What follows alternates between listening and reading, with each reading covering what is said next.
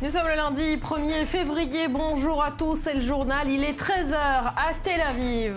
Au sommaire, cette décision d'abord, décision historique, une zone de prière mixte va voir le jour au mur occidental de Jérusalem. C'est inédit en Israël et c'est un combat long de 27 ans, une victoire pour les courants minoritaires du judaïsme, un coup dur pour les orthodoxes. Nous serons sur place dans un instant.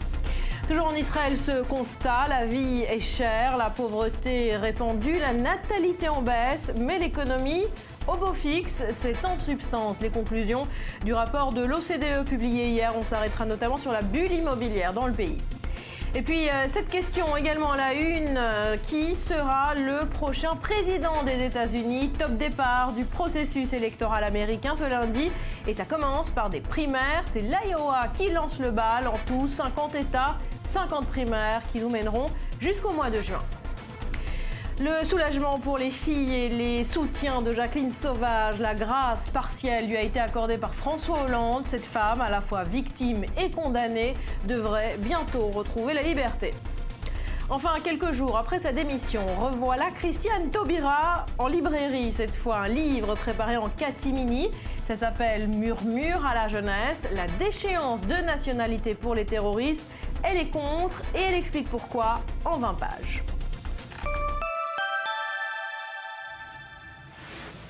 Bienvenue à tous sur I24. C'est donc une petite révolution qui s'amorce au cœur des lieux saints de Jérusalem. Le gouvernement israélien a approuvé la création d'une section de prière mixte au mur des lamentations. Une décision historique. Elle met fin à une controverse vieille de plus d'un quart de siècle. Joseph Emmanuel avec Léa Berduco.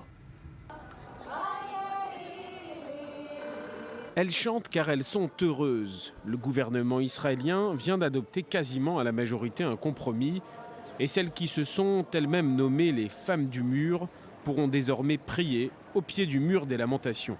Elles prieront dans une zone mixte, hommes et femmes. La décision est très bien accueillie par le mouvement féministe. Je suis ravie de cette décision. C'est une opportunité incroyable pour l'État d'Israël, pour le peuple juif et pour les femmes juives. On vient d'atteindre quelque chose sans précédent. Une décision bien accueillie par les femmes en général qui viennent prier ici. Je pense qu'il y a des bons et des moins bons côtés. Il y a des bons côtés parce que finalement, pourquoi pas. Si des hommes veulent prier avec elles, ça ne me dérange pas. Ce qui m'aurait dérangé, c'est qu'elles viennent prier avec les femmes, avec leur talit et les tefilines. Le compromis a été accepté par presque tous les membres du gouvernement et le lieu choisi accepté par les femmes du mur. Si la revendication est médiatisée depuis quelques années, ici on connaît ces femmes depuis bien longtemps. Ça n'est pas d'aujourd'hui, elles sont arrivées ici il y a 30 ans, je les connais bien. Elles se battent depuis 30 ans pour, disent-elles, garantir certains droits aux femmes.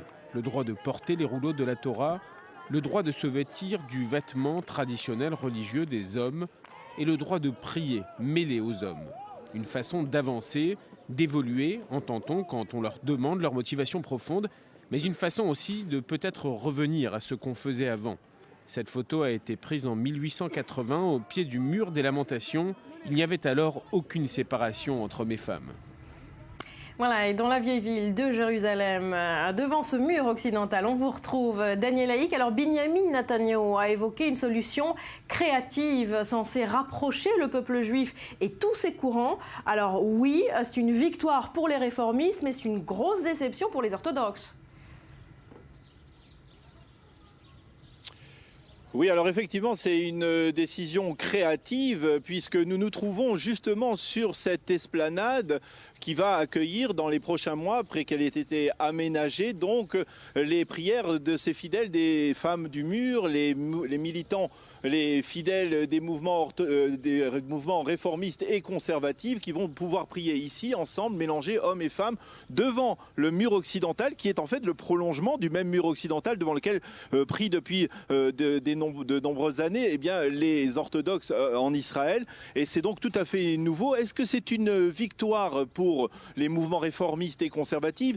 On a tendance à le croire d'une certaine manière, mais il faut être prudent. Les orthodoxes n'ont pas véritablement lâché du lest. Ils ont accepté un compromis qui leur permet d'une certaine manière de séparer, de ne plus avoir à voir justement ces femmes du mur qu'ils avaient l'habitude de rencontrer régulièrement chaque premier du mois hébraïque dans l'esplanade du Kotel, dans l'esplanade du mur occidental. Alors c'est un compromis, c'est un moindre mal pour eux, mais ils n'ont pas renoncé du tout à leur hégémonie sur l'ensemble des affaires religieuses de l'État d'Israël. Justement, ces décisions ne signifient pas la fin du monopole orthodoxe qui garde la main sur de nombreux pans de la vie israélienne, comme le mariage, le respect de la cacheroute, entre autres. Voilà, effectivement, ce sont les points essentiels. C'est d'une certaine manière lâcher un peu de l'Est en faveur du gouvernement israélien pour arranger Binyamin Netanyahou qui avait quelques difficultés avec le judaïsme américain depuis l'été dernier, où il a provoqué des turbulences dans le judaïsme américain à la suite de sa volonté de torpiller l'accord de Vienne. Alors on a lâché du lest du côté des orthodoxes, mais certainement pas sur les drapeaux, en tout cas sur les étendards majeurs de l'identité orthodoxe que sont la cacheroute, le respect des lois rituelles, le respect du Shabbat et le respect des mariages et des divorces selon la tradition religieuse orthodoxe. Et là-dessus, il n'y a pas de concession et on n'a pas l'impression que les orthodoxes sont prêts à concéder le moindre compromis sur ces points-là importants. Voilà pour ce dossier. Merci beaucoup Daniel Haïk en direct de Jérusalem.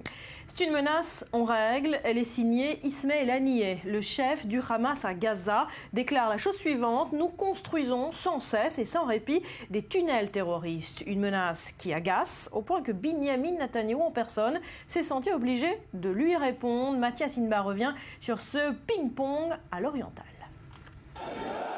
Ping-pong, pour l'instant uniquement verbal entre le Hamas et Israël. En toile de fond, la reconstruction de tunnels offensifs depuis la bande de Gaza vers les localités en bordure de la barrière de sécurité. Acte 1. Le chef du bureau politique du Hamas à Gaza, Ismaël Haniyeh, annonce haut et fort que personne n'arrêtera son mouvement de poursuivre le développement de ces infrastructures souterraines. Sous le sol et au-dessus du sol, dans les tunnels et au-dessus et dans le ciel, avec des roquettes et dans la mer et partout ailleurs, notre préparation est permanente pour l'amour de Jérusalem et de la Palestine, pour le bien de l'intifada de Jérusalem et pour le bien de notre peuple. En clair, le Hamas affiche ici ses ambitions. 1 an et demi après la fin de l'opération Bordure Protectrice, le mouvement terroriste n'a jamais cessé de se préparer à un nouveau round d'affrontement avec Israël. Résultat, acte 2. C'est le Premier ministre israélien en personne qui répond au Hamas. Si nous sommes attaqués via des tunnels dans la bande de Gaza, nous allons agir très fermement contre le Hamas avec plus d'intensité que celle effectuée pendant l'opération Bordure Protectrice. Je pense que la région le comprend très bien, le monde le comprend très bien. J'espère que nous n'en aurons pas besoin, mais je recommande à personne de tester nos capacités défensives et offensives.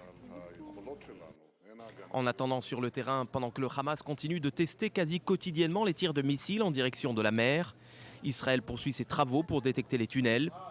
Des tunnels qui, par manque de matériaux de construction, continuent de s'affaisser.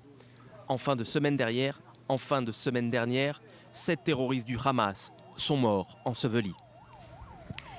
Et justement, sur le terrain, l'armée israélienne se prépare à tous les scénarios avec, vous allez le voir, parfois des moyens surprenants pour protéger les localités frontalières. Sur place, le reportage de Maxime Pérez.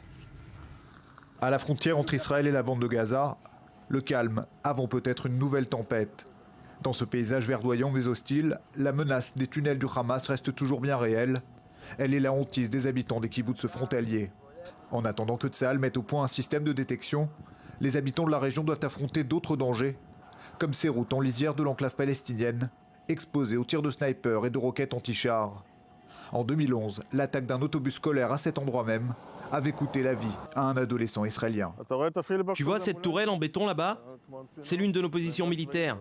On se trouve à 700 mètres de la frontière de Gaza. Dani Ben David représente le KKL, l'une des plus vieilles institutions du pays. Pour améliorer la sécurité des Israéliens résidant en bordure de Gaza, son organisation a planté 10 000 arbres autour des secteurs les plus exposés aux embuscades. Il a baptisé son plan le Dôme de fer vert, en référence au système de défense antimissile israélien. Peut-être que la guerre éclatera demain. Nous, on essaye d'agir le plus rapidement possible. Et à l'intérieur de certaines localités frontalières, on a tout de suite planté des arbres plus hauts, de manière à créer immédiatement cet écran de protection. Nous nous rendons à Nahal Oz en compagnie de Benny Sela, l'officier de sécurité du kibbutz. Pendant la dernière opération à Gaza, sa localité a été lourdement pilonnée par les obus de mortier palestiniens. Et ces arbres, alignés sur plusieurs centaines de mètres le long des barbelés, ont permis de limiter les dommages sur les habitations. Ce projet est très important pour nous. Les faubourgs de Gaza sont juste en face de nous. On a vraiment besoin de ce rideau vert qui nous protège. C'est ce qui donne aux habitants ici un sentiment de sécurité. Du coup, ça facilite mon travail. Les 400 habitants de Nahal Oz se savent en sursis jusqu'à la prochaine escalade avec le Hamas. À l'intérieur du kibbutz, cette scène presque improbable, des ouvriers palestiniens originaires de Hébron en Cisjordanie. Affectés à des travaux de rénovation, ils s'attellent toujours à effacer les traces de la dernière guerre. Voilà pour le front sud. Et pendant ce temps, en Cisjordanie, l'intifada des couteaux se poursuit. Un Palestinien a été arrêté ce matin, muni d'un couteau à Jérusalem. Autre tentative d'attaque déjouée dans la matinée, cette fois dans le nord du pays, près de Salit. L'assaillant a été touché par balle. Autre information à retenir, pour la première fois depuis le début de cette vague de violence, eh bien Israël a décidé ce matin de bloquer tout simplement l'entrée de Ramallah aux non-résidents. C'est une décision qui intervient au lendemain, je vous le rappelle, d'un attentat à l'arme automatique dans ce secteur. Il avait visé hier 3 soldats, dont 2 toujours dans un état grave. On reste en Israël avec ce constat économique cette fois. La vie est chère, la pauvreté répandue, la natalité en baisse, mais l'économie justement est au beau fixe. C'est en substance les conclusions du rapport de l'OCDE publié hier. Explication, Laura Duhamel. C'est un rapport qui a fait l'effet d'une bombe en Israël. L'OCDE vient de classer le pays au 2e rang des inégalités économiques, juste après le Mexique. Certes, l'organisation salue une croissance élevée depuis 13 ans, mais des conclusions sont sans appel. Si l'économie repose sur des bases saines, le pays doit absolument aborder les questions de productivité, d'inégalité et de pauvreté. En Israël, le coût de la vie est cher. Il est difficile d'acheter une maison, etc., parce qu'il n'y a pas d'équilibre entre l'offre et la demande. Ouvrez l'économie, offrez plus d'options aux consommateurs, faites du consommateur le roi ou la reine. Une invective que le ministre israélien de l'économie Moshe Kahlon semble avoir pris au sérieux. L'OCDE affirme sans équivoque que l'économie d'Israël est stable. Mais je préfère parler des choses que nous devons corriger parce que les compliments ne constituent pas le plan de travail. Et le plan de travail promet d'être chargé. Plus tôt ce mois-ci, un autre rapport de l'OCDE, portant cette fois-ci sur le bien-être subjectif des Israéliens, pointe d'autres éléments à corriger. Si Israël est parmi les pays les mieux classés en matière de bien-être, de santé et de niveau d'instruction, ses résultats sont inférieurs à la moyenne s'agissant de la pauvreté, du logement et de la qualité de l'air. Les Israéliens pauvres le sont donc de plus en plus, notamment les Arabes israéliens et les Juifs orthodoxes, deux populations dont le taux d'activité et le niveau d'instruction sont inférieurs à ceux des Juifs laïcs. Par ailleurs, les coûts de l'immobilier explosent depuis 8 ans, 6% par an. Ils sont ainsi bien plus hauts que ceux des États-Unis et de l'Europe. Même si vous travaillez et parvenez à économiser entre 800 et 1000 $ par mois, ce n'est pas suffisant pour constituer un apport immobilier. Donc si vos parents ne vous aident pas, ce n'est pas la peine de songer à acheter une maison. L'aide financière des parents est devenue de plus en plus indispensable dans l'Israël d'aujourd'hui. Selon une dernière étude du centre Taoub, sauf exception, le travail et le talent ne permettent plus la mobilité sociale. Plus que jamais, les réformes sont donc nécessaires. Cette question à présent, qui sera le prochain président des États-Unis? Top départ du processus électoral ce lundi dans le pays et ça commence par des primaires et c'est l'Iowa qui lance le bal. Gabriel Nolin. Plus que quelques heures maintenant avant le vote du caucus de l'Iowa, vote qui marque le début de l'année électorale américaine. Les équipes de campagne sont en pleine agitation. Distribution de tracts, porte à porte, elles ont jusqu'à la dernière minute pour convaincre. Elles rappellent aux sympathisants où voter ce soir. Les candidats aux primaires prononcent eux leur dernier discours dans des styles différents. Le milliardaire Donald Trump a présenté sa famille à ses supporters. Et je lui ai dit « Et si j'échoue ?» Et elle m'a dit « Si tu concours, tu gagneras ». Et depuis pratiquement le premier jour de la campagne, nous sommes en tête des sondages, vous savez. Donc voici ma meilleure sondeuse. Merci chérie. Bonjour Iowa, c'est super d'être ici. Il sera incroyable, c'est le meilleur négociateur. L'ancienne secrétaire d'État américaine, candidate à la primaire démocrate, a elle rappelé son expérience. Donc soyez avec moi, soyez avec un plan, soyez avec l'expérience, avec les idées qui vont véritablement marcher pour le pays. Le sénateur Bernie Sanders joue sur l'unité. Et cette campagne est bien entendu menée pour que je puisse gagner les élections, mais surtout, et c'est le plus important, cette campagne fait partie d'un procédé de rassemblement de millions de personnes, des noirs, des blancs, des latinos, des gays, des hétéros, hommes et femmes. Le républicain Ted Cruz, principal rival de Donald Trump, appelle à un dernier sursaut. Nous avons déjà fait face à ce genre de défi. Nous avons fait face à l'abysse et le peuple américain s'est relevé et nous avons redressé le pays. Nous l'avons déjà fait et nous sommes unis. Plus que quelques heures, nous pouvons le refaire. Nous pouvons ramener ce dernier et meilleur espoir pour l'humanité que sont les États-Unis d'Amérique.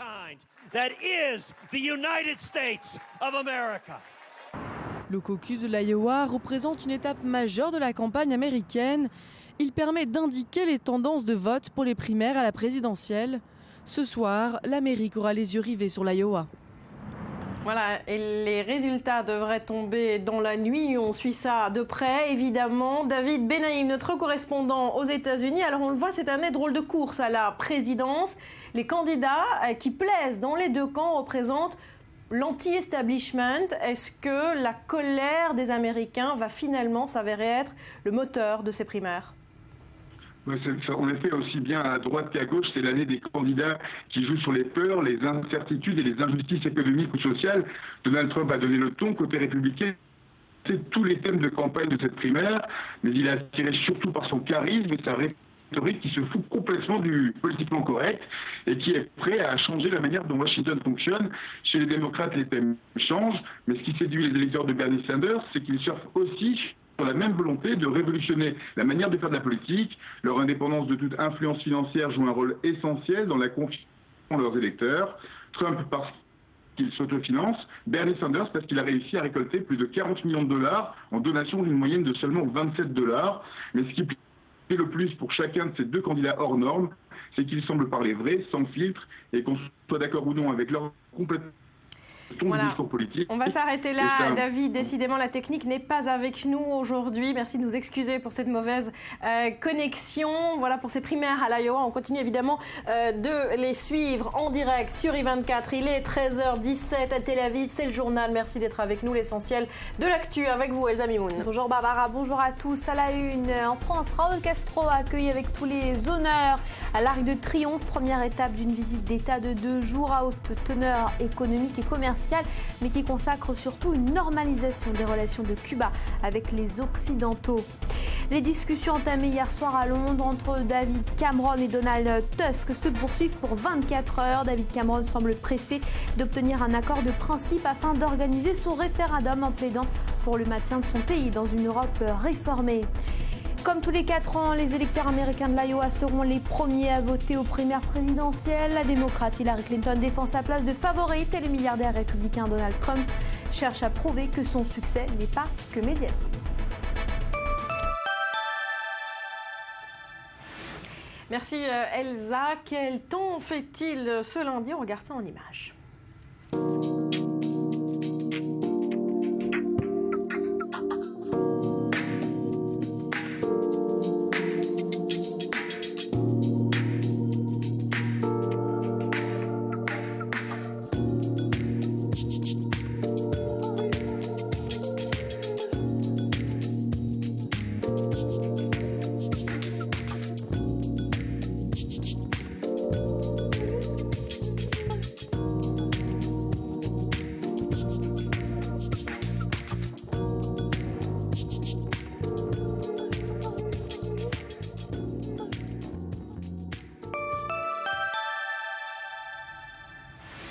François Hollande aura tranché très vite, 48 heures à peine après avoir rencontré les 3 filles, Jacqueline Sauvage.